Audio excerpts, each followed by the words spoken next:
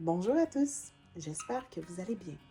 Dans l'épisode précédent, je vous ai partagé comment, à l'âge de 19 ou 20 ans, un médecin m'avait annoncé que je ne pourrais jamais avoir d'enfant.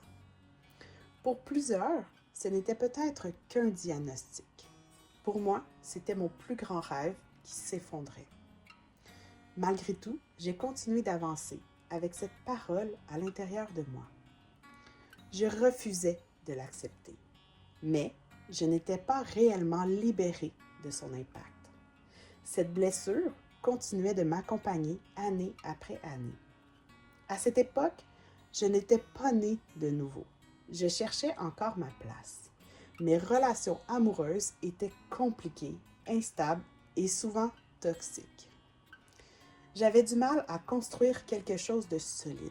Alors, je me suis dit, pourquoi attendre de trouver la bonne personne pour devenir maman? J'ai donc entrepris, seule, des démarches en fertilité. Ma mère m'a beaucoup soutenue dans cette décision. Elle connaissait mon désir d'avoir un enfant et savait à quel point ce rêve habitait mon cœur. À ce moment-là, plusieurs médecins me répétaient qu'il ne fallait pas attendre, que si j'avais une chance, elle était maintenant. Alors, j'ai foncé. Parce que je ne voulais pas perdre mon temps. Parce qu'au fond de moi, je savais que j'étais appelée à être maman. Je travaillais comme éducatrice à la petite enfance. Chaque jour, je prenais soin des enfants des autres. D'une certaine façon, cela apaisait mon cœur. Mais d'une autre, cela entretenait une douleur silencieuse. Je berçais des enfants, je les consolais, je les regardais grandir. Et souvent, une question revenait dans mon esprit. Pourquoi c'est pas moi? Pourquoi ce n'est pas mon enfant que je tiens dans mes bras? Aujourd'hui, avec le recul, je réalise quelque chose. Sans même le savoir, je parlais déjà à Dieu. Je ne connaissais pas encore le Seigneur, mais dans mes moments de solitude, dans mes larmes et dans mes questionnements, il était déjà là. C'est lui qui me donnait la force de continuer. C'est lui qui me permettait d'exercer ce métier pendant plus de 10 ans, malgré la souffrance que je portais en silence. J'ai traversé les inséminations, puis la fécondation in vitro. J'ai mis tout mon espoir, mon énergie, mes finances, mon cœur, mais rien n'a fonctionné. Aucune grossesse, aucun résultat, rien, nada.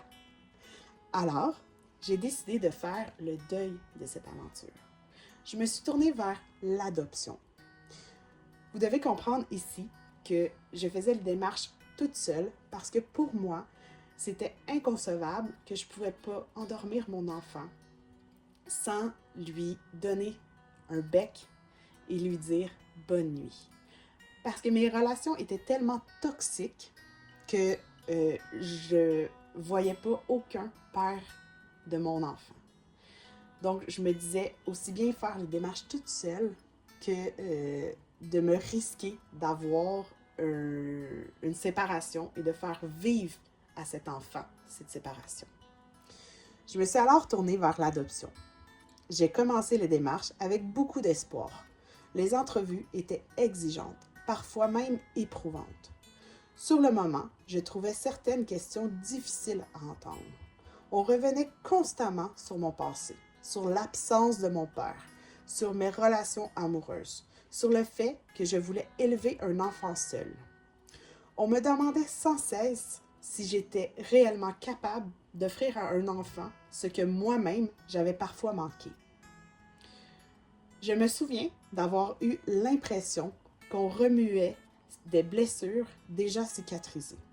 Mais avec le recul, je comprends aussi que certaines blessures étaient encore présentes. Elles étaient simplement enfouies plus profondément. Parfois, lorsque certaines situations reviennent constamment dans notre vie, ce n'est pas nécessairement pour nous faire souffrir davantage. Parfois, c'est pour nous révéler ce qui a encore besoin d'être guéri. À cette époque, je ne comprenais pas cela. Aujourd'hui, je vois les choses autrement. La blessure liée à la perte de mon père avait laissé des traces beaucoup plus profondes que je le réalisais. Et cette histoire-là, je vous la partagerai dans un autre épisode. Les démarches d'adoption avançaient bien. Mon dossier était solide. On me disait que tout se passait comme prévu. J'étais presque au bout du processus. Puis, quelque chose est arrivé. J'ai rencontré quelqu'un. Au départ, ce n'était qu'une fréquentation. Cela faisait seulement quelques semaines. Mais il y avait quelque chose de différent. Quelque chose que je n'avais jamais vécu auparavant. Et c'est à ce moment-là qu'on m'a demandé de faire un choix. On m'a expliqué que poursuivre une nouvelle relation pendant le processus d'adoption pouvait compromettre mon dossier. Je devais alors choisir. Continuer vers mon rêve d'adoption ou suivre une relation naissante.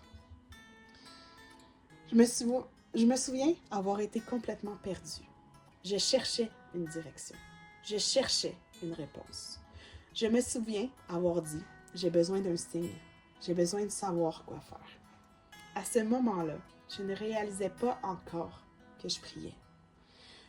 Je ne savais pas que je parlais déjà à Dieu. Aujourd'hui, je comprends que le Seigneur était déjà présent dans chacune de mes décisions, même lorsque je ne le connaissais pas encore. Finalement, j'ai pris la décision qui semblait complètement irrationnelle. J'ai abandonné toute démarche. J'ai laissé derrière moi des années d'efforts, des années d'attente, des années d'espoir pour suivre un homme que je connaissais depuis peu. Cet homme est aujourd'hui mon mari. Avec le recul, je peux vous dire que Dieu voyait beaucoup plus loin que moi. À l'époque, je croyais abandonner un rêve. En réalité, le Seigneur préparait quelque chose que je n'étais même pas capable d'imaginer. Bien sûr, il y a encore une partie de moi qui pense parfois à tous ces enfants qui attendent une famille. Mais aujourd'hui, je suis reconnaissante. Reconnaissante pour ce détour. Reconnaissante pour chaque porte fermée. Reconnaissante pour chaque épreuve. Parce que chacune d'elles m'a conduit vers celui qui est devenu ma force, mon refuge et mon espérance. Et surtout, elles m'ont conduite là où Dieu voulait réellement m'amener. Soyez bénis et à une prochaine fois. Shalom, bien-aimés.